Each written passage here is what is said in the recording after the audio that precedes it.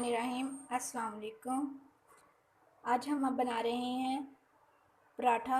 ये पराठा बहुत स्पेशल है और बहुत इजी बनता है। ये उन लोगों के लिए है जिनको आटा गूंदने में प्रॉब्लम होती है या एलर्जी होती है। ये एक इजी रेसिपी है और बहुत स्पेशल रेसिपी है। उनके लिए जिन चीज़ों की ज़रूरत है आप नोट कर लें। हमने 50 ग्राम आटा लिया है, गेहूं का आटा, गंदम का आटा। एक अंडा लिया है, 3 से 4 चम्मच ऑयल लिए हैं, 2 चुटकी नमक है और हस्बे ज़रूरत पानी।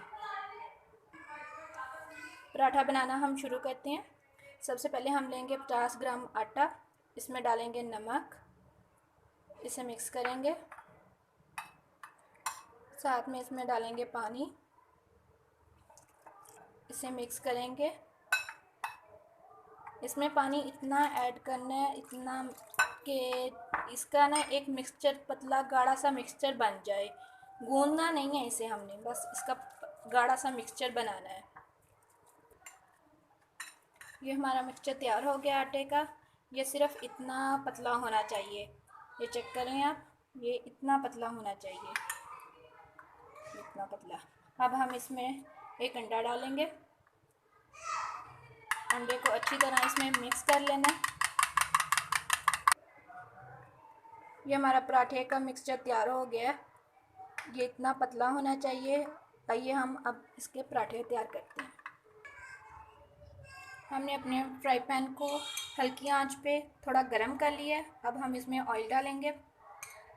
ऑयल बिल्कुल कम ही डालें ताकि हमारा पैन गरम हो गया है। आंच हमने मीडियम कर लिया है। अब हम इसमें बैटर डालेंगे। 1 चम्मच बैटर का डालना है और इसे पूरे पैन में फैला देना है। जैसे गोल पराठा बनता है इसी शेप में फैलाना है।